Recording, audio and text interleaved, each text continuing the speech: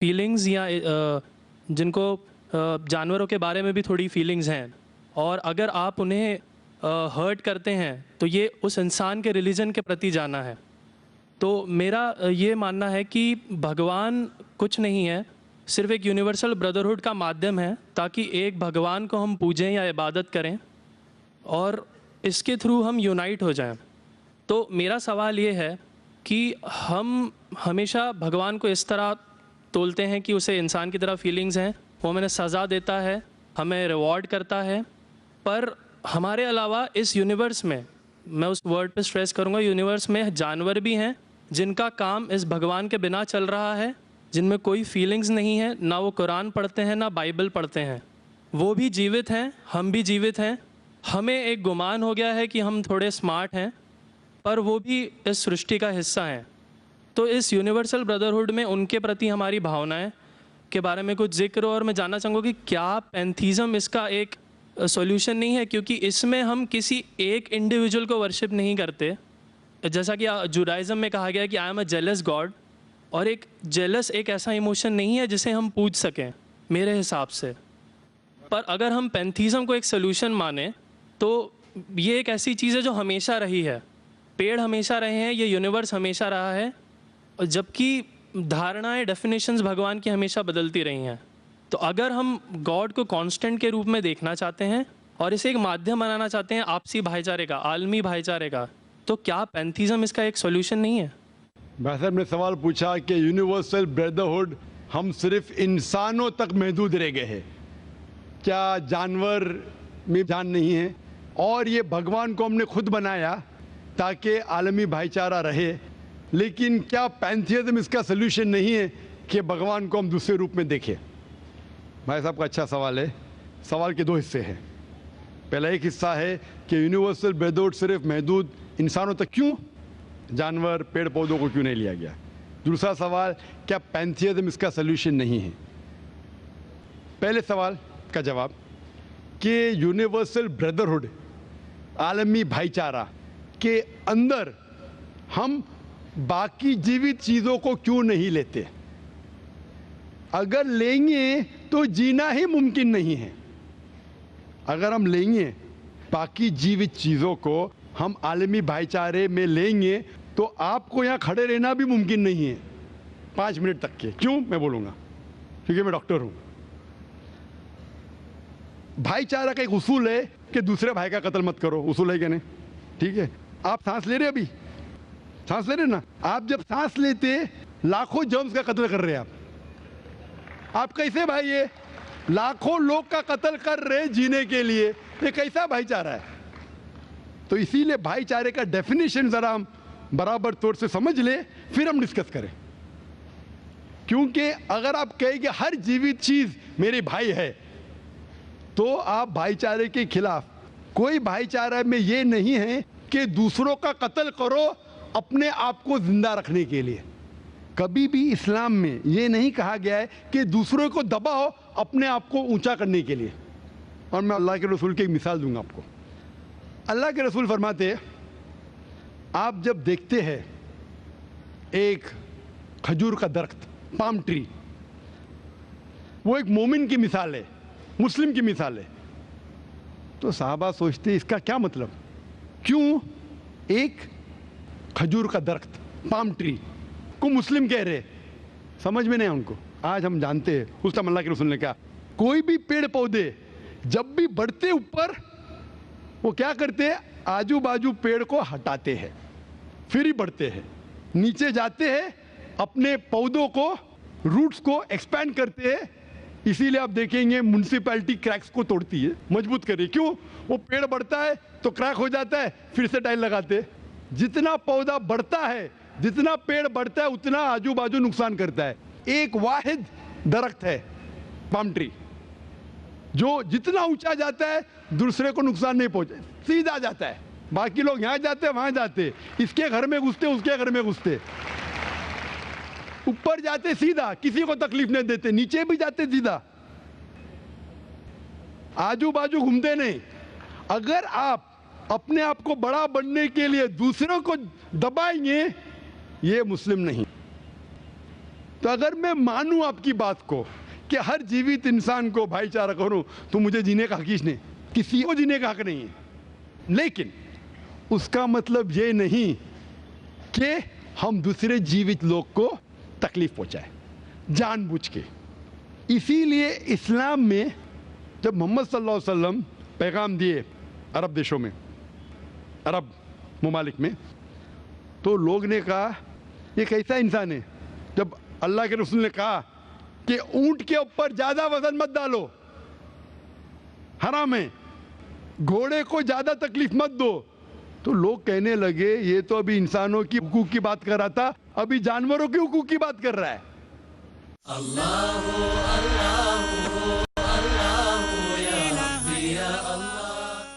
अल्लाह के रसूल फरमाते जब एक शख्स आग उगाता, बोलते आग को बुझाओ, क्यों? उधर चींटियां मर रहे हैं। उसका मतलब जानबूझ के कोई भी जीवित चीज को मारना हराम है। सिर्फ अनजाने में इजाजत है, या जिसकी इजाजत खुदा ने आपको दी है, जिसकी इजाजत दी है खुदा ने। मिसाल के तौर पे मनुस्मृति में चैप्टर नंबर 5 श्लोका नंबर 31 में लिखा है कि खुदा ने कुछ जानवरों को बनाए खाने के लिए और किसको खुराक बनने के लिए, some to be eaten some to eat. अगर वो खाने वाला जानवर दूसरे जानवर को खाता है जिसको खुराक के लिए बनाया है, तो कोई गुनाह नहीं है। मनुस्मृति चैप्टर नंबर 5 श्लोक नंबर 30 में अगर आप उस जानवर का कत्ल करते जो खाने के लिए बनाया गया है, तो आप गुनाह नहीं कर रहे। Manusmriti chapter number 5 shloka number 39 में सैक्रिफिशियल एनिमल, जो एनिमल कुर्बानी के लिए बनाए गए उसकी कुर्बानी देना गुनाह नहीं है। मैं क्यों हिंदू धर्म से कह रहा हूँ, मुस्लिम से भी कह सकता हूँ, बहुत से हवाले। उसका मतलब हमें किसी को तकलीफ नहीं देना चाहिए। लेकिन अगर अनजाने में चलते चलते चींटी मर गई तो आप बाहर चले नहीं सकेंगे, आप सांस लेंगे जर्म। तो अल्लाह ताला ने जर्म को पैदा किया है मरने के लिए आमतौर पे, तो आप गुनहगार नहीं। मालूम कुछ जैन लोग मास्क पहनते तो भी मरते, पानी को उबालते, उबालने से मार रहे, उबालने पानी पी के फायदा क्या? अंदर मारने के बदले बाहर मार रहे, क्या फायदा? ये मुमकिन ही नहीं है। लेकिन जानबूझ के कोई जानवर को, और एक मिसाल दूंगा, हमारे खतीब जुमा नमाज पढ़ाए थे कल, डॉक्टर उस्मान, उनने अपने खुतबे में मिसाल दी थी। क्या एक औरत थी जो बहुत बेहया थी, क्या कहेंगे, जो आम तौर पे लोगों की जीनत थी। मैं लफ्ज़ उर्दू ज़रा मेरी कमज़ोर है, मैं किसी को ठेस नहीं पहुंचाना चाहता। इंग्लिश में कहेंगे नॉट विथ गुड कैरेक्टर, बाजारी औरत। ज़रा मैं ऐसे लफ्ज़ नहीं इस्तेमाल करना चाहता किसी को चोट पहुंचे। तो बाजारी औरत थी जो बहुत गुनाह करती थी, लेकिन एक वक्त एक कुत्ते को पानी पिलाया तो अल्लाह के रसूल फरमाते सिर्फ वो एक अच्छे अमल के वजह से खुदा ने उसे जन्नत में डाला। बाजारी औरत गलत काम करती है, जिना करती है, एक अमल क्या की, एक कुत्ते को पानी दी, इंसान को नहीं कुत्ते को, और अल्लाह उसे जन्नत में डालता है। दूसरी तरफ एक अच्छी औरत, नेक औरत, लेकिन एक बिल्ली को बंद करती है, चेन करके रखती है, उसकी आज़ादी को कैद करती है, अल्लाह ताला उसको जहन्नम में डालता है, नरक में डालता है। इसे कहते हैं जानवरों के हुकूक। मतलब जानवरों के भी हुकूक इस्लाम में हैं। अल्लाह के रसूल फरमाते कि चिड़िया की जान भी मत लो बिना वजह। चिड़िया, स्पैरो, आप पढ़ेंगे कुरान में और हदीस में कई इसके पर लेक्चर। तो इसलिए हम मानते हैं कि जीवित चीज का हमें एहतराम करना चाहिए, उसके रूल रेगुलेशन है। बोलेंगे सब जीवित चीज मेरे भाई है, नहीं भाई, सब भाई नहीं है। अभी कुछ लोग इतना करते, कुत्ते के पीछे हर महीने लाख रुपया खर्चा करते। अरे गरीब लोग मर रहे, लाख रुपये से 10 घर हर महीने लाख रुपया अपने पूडल के ऊपर डालते हैं। लाख रुपये से कम 10 घर तो चलेंगे ना महीने, 20 घर चलेंगे बम्बई में, हाँ के नहीं? वो 20 घर को संभालो ना, एक पूडल को संभाल रहे। ये किधर का इस्लाम है? ठीक है, जानवर की कदर करो, इतना कदर मत करो कि उसके हाथ में चेन डालो सोने की, ये करो, ये खाना लेके आओ। खाना लेके आते लाख रुपए का, आप समझ रहे ना? तो इतना मत इसराफ करो, इस्लाम के अंदर सिखाया गया है कि भाईचारा जो मैंने जिक्र किया, बट जानवरों को भी देखो और उसके साथ अच्छा बर्ताव करो, बिना वजह किसी जानवर का कत्ल मत करो। ये आपका सवाल था। आपका दूसरा सवाल इसके अंदर जवाब हो गया। आप कहते हैं कि पैंथियज्म, सबको खुदा मानना इसका जवाब है। उसका जवाब में कहा था, हमारे भाई जो अवतार सिंह थे ना, उसने कहा था पैंथियज्म, सब कुछ खुदा है, सब कुछ खुदा है। इससे क्या होता है कि सब कुछ खुदा है, मतलब अगर आप सबको खुदा मानते, चोर को भी खुदा मानते, डाकू को भी खुदा मानते, खुदा का मतलब उसका कहना मानना, बराबर कि नहीं, उसकी इज्जत करना, उसकी इबादत करना, वो जो कहता है उसकी बात मानना। तो आप अगर वो चोर को खुदा बोलेंगे, वो बोलेगा चोरी को, तो आप चोरी करना शुरू करेंगे। वो बलात्कार करने वाला कहेंगे आपसे, आप उसको खुदा बोलेंगे, चल मैं बलात्कार कर, आप करेंगे? करेंगे? तो इसी तरह ये इलॉजिकल है। खुदा एक है और सिर्फ उसकी इबादत करना चाहिए। और ये जो फिलॉसफी है, ये फिलॉसफी जो आप बोल रहे किधर से आई, इसे कहते हैं एंथ्रोपोमॉर्फिज्म। क्या कहते हैं? एंथ्रोपोमॉर्फिज्म, मतलब गॉड ने हर चीज़ की शक्ल हासिल की। और इसके अंदर एक फिलॉसफी है कि खुदा इतना पाक, इतना नेक, वो जानता नहीं कि किस तरीके से इंसान को तकलीफ होती है। और ये एंथ्रोपोमॉर्फिज्म जो फिलॉसफी है, खुदा अलग अलग चीज़ में शामिल होते हैं। और कई मज़हब, इस्लाम के अलावा कोई मज़हब कहता है कि खुदा एक बार इंसान का रूप हासिल किया, कुछ मज़हब कहते हैं अनेक बार। और उनकी लॉजिक है कि खुदा इतना पाक, इतना नेक, इतना महान, उसे पता नहीं इंसान की तकलीफ़ क्या है, इंसान को किस चीज़ का बुरा लगता है। इतना नेक, इतने पाक, इंसान को दर्द कैसा होता है, इंसान को तकलीफ़ कैसा होती है। तो ये खुदा जो नेक और पाक है, जानने के लिए इंसान के उसूल क्या होना चाहिए, वो इंसान का रूप धारण करते हैं। ये फिलॉसफी है एंथ्रोपोमॉर्फिज्म की। ऊपर से लगता है बहुत लॉजिकल है, खुदा इतना नेक, इतना पाक, इतना दयालु, वो जानता नहीं बेचारे इंसानों की क्या तकलीफ है, क्या मजबूरी है, क्या मुश्किलात है। तो इंसान का रूप धारण किया लिखने के लिए, क्या इंसान के लिए अच्छा है बुरा है।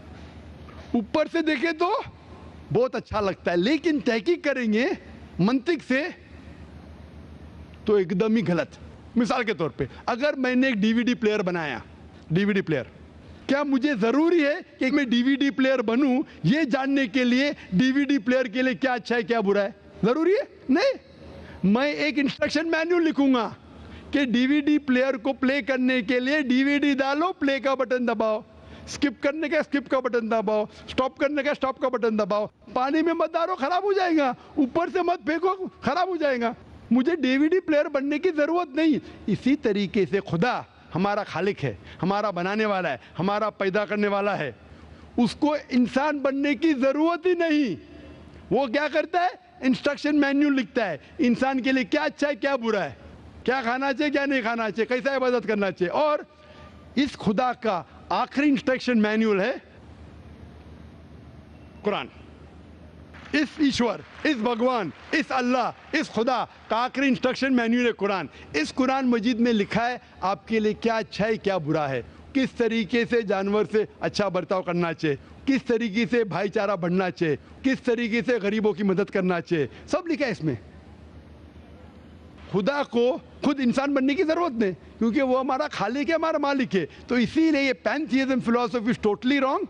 और वेद में किधर नहीं लिखा है, आप जाएंगे दूसरी किताबों में लिखा है, आप अगर देखेंगे मेरी कैसेट हिंदुइज्म एंड इस्लाम पे, लेकिन वो किताबें वेद से ऊंची नहीं है।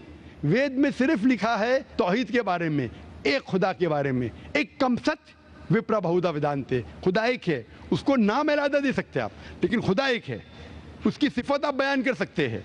और वो एक खुदा है न तस्य प्रतिमास्ति, उसका कोई अक्स नहीं है, ना कोई पिक्चर है, ना कोई पेंटिंग है, ना कोई मूर्ति है, ना कोई स्टैच्यू है। Hope that answers the question.